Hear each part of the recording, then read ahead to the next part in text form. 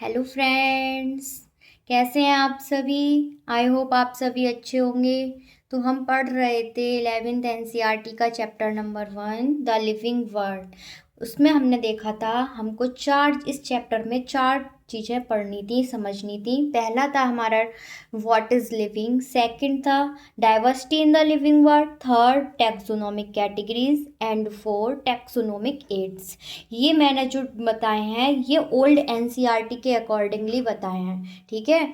अब जो new NCERT आई है उसमें जो फर्स्ट वाला पार्ट है what is living and taxonomic aids, ये रिमूव्ड कर दी गए हैं। तो आप देखिए अब जो न्यू एनसीईआरटी के अकॉर्डिंग जो टॉपिक्स हमें समझने हैं वो है diversity in the living world and taxonomic categories. ये तो हम समझेंगे ही समझेंगे, लेकिन जो टॉपिक रिमूव हो चुके हैं हम उसको भी पढ़ेंगे, क्योंकि क्वेश्चन बनने की प्रोबेबिलिटी वहाँ से भी होती है। इसलिए हम जो ओल्ड एनसीईआरटी वाला सीक्वेंस है उसी को फॉलो करेंगे। तो चलिए, हमने ओल्ड एनसीईआरटी के अकॉर्डिंगली फर्स्ट वाला पार्ट कंप्लीट कर लिया था। अब जो हमारा सेकंड है diversity in the living world, वो हमारा ओल्ड में भी है और न्यू में भी है, दोनों ही एनसीईआरटी में है। तो चलिए आज हम जो है diversity in the living world, जो कि एनसीईआरटी के फर्स्ट पेज पर 1.1 में समरी में दे रखा है। इसका आप पहले एक्सप्लेनेशन समझिए, फिर एनसीईआरटी की लाइन वाइज रीडिंग करिएगा। उससे आपको एक एक लाइन एनसीईआरटी की एकदम क्लैरिफाई होगी, जिससे आपको अगर जो एनसीईआरटी पढ़ने में आपको डिफ़िकल्टीज आती हैं उनसे इस एक्सप्लेनेशन में बहुत ही आपको हेल्प मिलने वाली है। तो चलिए आज का समझते हैं क्या है। तो आज हम समझेंगे diversity of the living organism, ठीक। तो हम सबसे पहली मेन चीज़ है, हमें पता होना चाहिए कि डाइवर्सिटी क्या है, डाइवर्सिटी किसे कहते हैं। तो डाइवर्सिटी होती है जो हम अपने सराउंडिंग में जो प्लांट्स हैं, पॉटेड प्लांट्स या एनिमल्स हैं, वो चाहे कोई सा भी एनिमल हो सकता है, कोई सा भी प्लांट हो सकता है, या फिर कोई भी अदर स्पीशीज को देखते हैं, वो सब क्या होती हैं, डाइवर्सिटी होती हैं। तो देखिए diversity on earth different type of plants, animals and other species, ठीक है। अब इसी को ही हम बायोडाइवर्सिटी भी बोल सकते हैं। बायोडाइवर्सिटी क्या होगा, all living things present on earth is called biodiversity, ठीक है। तो ये हमारा हो गया डाइवर्सिटी या बायोडाइवर्सिटी, एक ही चीज़ है। जब हम इसे और डीपली अगर हम बीएससी एमएससी लेवल पर पढ़ते हैं तब हमें यहाँ पर इस डाइवर्सिटी एंड बायोडाइवर्सिटी में डिफरेंसेस भी समझने होते हैं। अभी अगर आप नीट प्रिपरेशन कर रहे हैं या फिर बोर्ड्स में हैं तो आपको इतना ज़्यादा डीप पढ़ने की कोई नीड नहीं है। अब चलिए हम देखते हैं total species present on earth.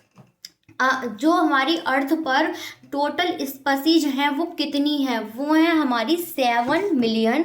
ये रॉबर्ट मे के अकॉर्डिंग है, एक साइंटिस्ट थे रॉबर्ट मे, उनके अकॉर्डिंग है। और ये लाइन एनसीईआरटी की है, एनसीईआरटी की लाइन है। और ये कहाँ पर दे रखी है, ये दे रखी है 12th एनसीईआरटी के बायोडाइवर्सिटी वाले चैप्टर में।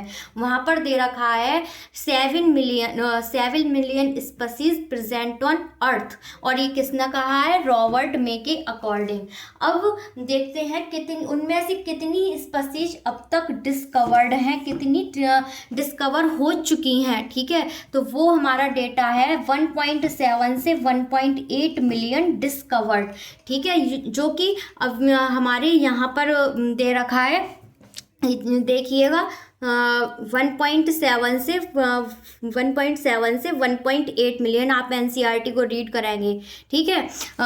और इसी लाइन को वहाँ से मैं लिंक करती हूँ बायोडाइवर्सिटी वाले चैप्टर से 12th एनसीईआरटी के, वहाँ पर लिखा हुआ है मोर देन 1.5 मिलियन।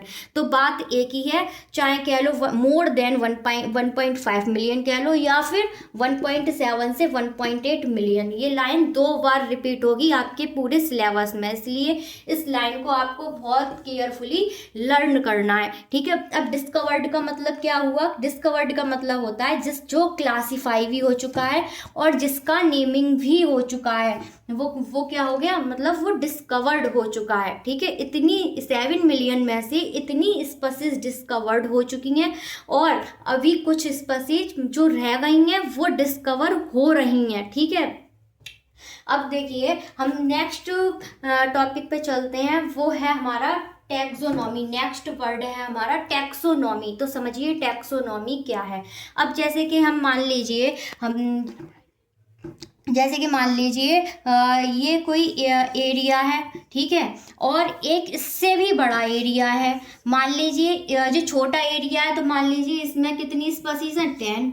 और अब हमने जैसे ही एरिया इंक्रीज किया, हमने क्या किया, इंक्रीज किया, तो स्पीसीज भी हमें ज़्यादा ही मिलेंगी, ठीक है। तो वो स्पीसीज है 20। अब जैसे जैसे स्पीसीज बढ़ रही हैं तो हमें रिक्वायरमेंट है उनका, हमें पहचाने उनको क्लासीफाई करें और उसको नाम दें। तो अब ध्यान से समझिए, तो वी रिक्वायर, इस पॉइंट को समझिए आप, वी रिक्वायर सम साइंस, ऐसी साइंस की हमें ज़रूरत है या नीड है, which help in correct identification, जो कि करेक्ट हमें आइडेंटिफिकेशन बताए और क्लासिफिकेशन एंड नेम्ड, और नेम बताए। इस साइंस की ब्रांच को हम क्या बोलते हैं, टैक्सोनॉमी बोलते हैं। क्या बोलते हैं, टैक्सोनॉमी बोलते हैं।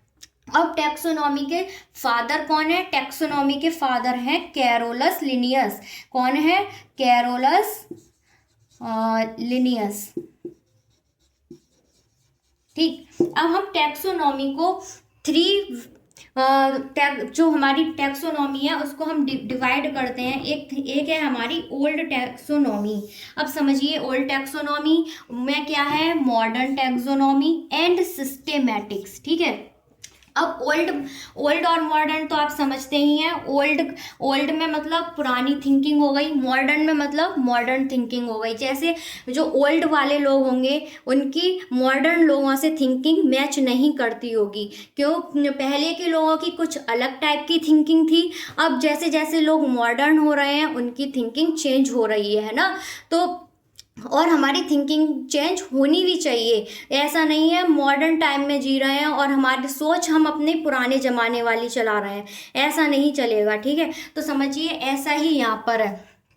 ओल्ड टैक्सोनॉमी में क्या था, जो पहले लोगों ने सोचा था केवल मॉर्फोलॉजिकल और एक्सटर्नल फीचर्स के बेसिस पर ही क्लासिफाई किया किसी भी स्पीसीज को और उनका नाम किया। केवल क्या देखकर नामकरण किया, केवल मॉर्फोलॉजिकल कैरेक्टर देख के। मतलब मॉर्फोलॉजिकल का मतलब है ओनली एक्सटर्नल फीचर्स देख के। फिर मॉडर्न टैक्सोनॉमी में क्या हुआ, मॉडर्न साइंटिस्ट ने देखा ये तो भाई गलत बात है, किसी के केवल बाहर के ही फीचर देख के आप उसको नाम दे रहे हो, उसका क्लासिफिकेशन कर रहे हो। तो उन्होंने फिर और इसको मॉडिफाई किया, जो ओल्ड टैक्सोनॉमी थी उसको मॉडिफाई किया। उसमें क्या किया इनने कि एक्सटर्नल फीचर्स भी रखे, जो पहले मतलब चल रही थी एक्सटर्नल फीचर्स भी रखे। और उन्होंने मॉडर्न साइंटिस्ट ने क्या किया, इसमें इंटरनल फीचर्स को भी ऐड किया। कहा कि बाहर के भी फीचर देखिए और उसके अंदर के भी फीचर देखिए, तब उसको नाम दीजिए। प्लस और क्या क्या देखा, अब ये आप एक ट्रिक से याद कर लो, एक जो सिंपल सी ट्रिक है इसे लर्न करने की। CDE, ए वी को छोड़ दो, ए वी नहीं है, ए वी के बाद CDE, external feature, internal feature and CDE। C से सेल स्ट्रक्चर, D से डेवलपमेंट प्रोसेस, E से इकोलॉजिकल रोल। तो टोटल आपको याद हुआ, कहाँ तक समझ में आया? ओल्ड टैक्सोनॉमी में क्या था, only external features. Modern taxonomy में क्या है, external features plus internal features plus CDE, ठीक है। अब इससे ही रिलेट करता हुआ एक और टर्म है आपका NCERT का सिस्टमैटिक्स। अब इसमें समझिए सिस्टमैटिक्स में क्या होता है, एक्सटर्नल फीचर्स भी रखे जाते हैं, इंटरनल फीचर्स भी रखे जाते हैं, प्लस इवोल्यूशनरी रिलेशनशिप, प्लस क्या है, इवोल्यूशनरी रिलेशनशिप बिटवीन ऑर्गेनिज्म। कौन सी रिलेशनशिप है ये, इवोल्यूशनरी रिलेशनशिप है, जो कि बताती है कि कोई सी भी स्पीशीज कौन सी और अदर स्पीशीज से रिलेटेड है। जैसे कि मैं बताती हूँ जैसे रेप्टाइल्स होते हैं, रेप्टाइल्स का डेवलपमेंट से फिश बर्ड्स भी बनी है और रेप्टाइल्स से मैमल्स भी बने हैं। तो ये क्या हो गया, ये फाइलोजेनेटिक हो गया, मतलब फाइलोजेनी हो गया। ठीक है, समझ में आया।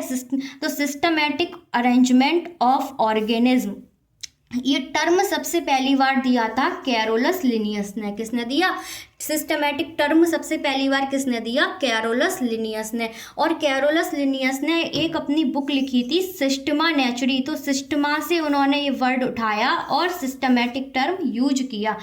अब जब कैरोलस लिनियस ने इतना सारा सिस्टमैटिक्स पर काम किया, इसीलिए इनको फादर ऑफ टैक्सोनॉमी भी कहा जाता है। तो आपको समझ में आया होगा ओल्ड टैक्सोनॉमी क्या है, ओल्ड टैक्सोनॉमी में क्या क्या उसके फीचर्स थे, फिर मॉडर्न टैक्सोनॉमी में क्या मॉडिफिकेशंस हुए, और सिस्टमैटिक्स क्या है। तो यहाँ तक आप अपनी एनसीईआरटी को रीड करिए, और कोई भी अगर टॉपिक आपको कोई भी लाइन समझ में नहीं आती है तो आप कमेंट सेक्शन में उसको पूछ भी सकते हैं। Thank you so much and thank you for watching, and next video के लिए आप वेट कीजिए।